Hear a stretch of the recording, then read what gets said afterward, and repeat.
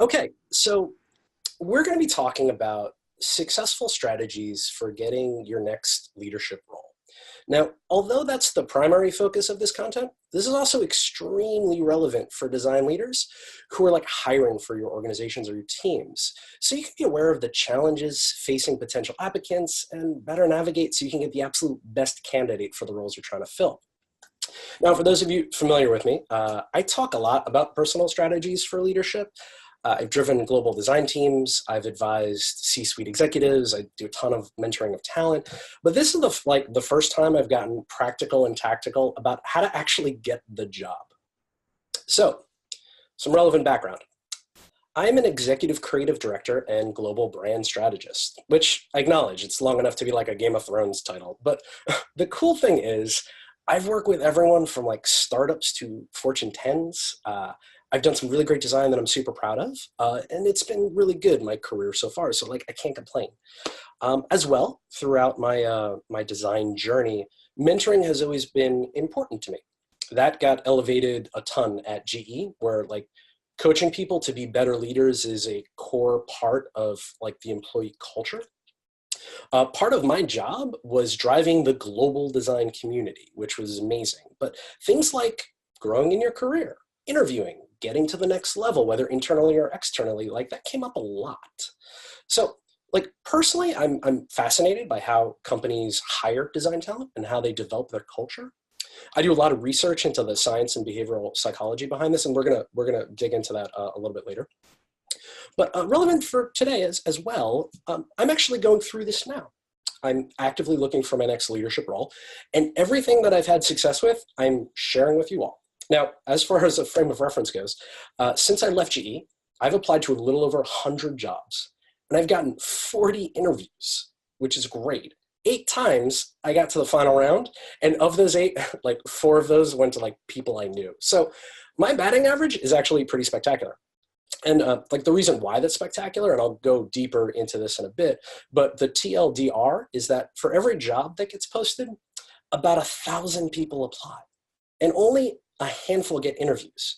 So if almost half the time I apply, I'm getting interviews, odds are pretty great. All right, so this content is going to be very functional and just focusing on the application process. We're going to talk about 4 things.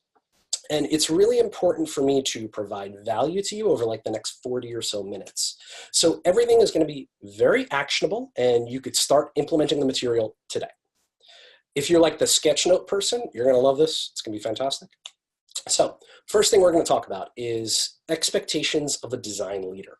Now, to be clear, this is not about like the technical knowledge or being an expert in a particular piece of software or something like that. It's about the behavioral expectations of how you will provide value to the organization, okay? It's like how you behave providing value to the company. The second thing we're going to talk about is like the formal application process. Unfortunately, this is where most people drop the ball. This is going to be breaking down the job description and developing a resume that will open way more doors for you.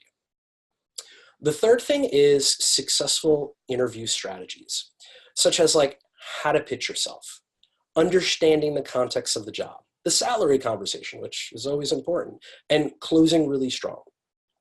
The fourth part that I'm going to talk about is I'm going to be sharing some influencing techniques. Now, these are not like Jedi Master tricks or Jedi mind trick or anything like that. These are things that are rooted in behavioral psychology, and they work. So the content is dense. And at the end of each section, I'm just going to take like a quick pause and level set with Adam. As well, we're going to have a chunk of time in the end to answer any questions you have. I will gladly stay here until Adam kicks me offline. I'm notoriously famous for that. I will answer any question that you post. And on the way end, Adam is going to send an email for feedback.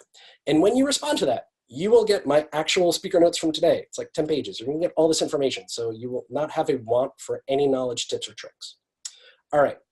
So we're going to talk about expectations, the formal process, the interview, and influencing. Cool? Okay. Now, if at this particular moment that is not your brand of vodka, that's all right. All of this knowledge is transferable and can be used at a later time. So how's that feel? Sound good? I think it sounds good. Yeah, sounds real good.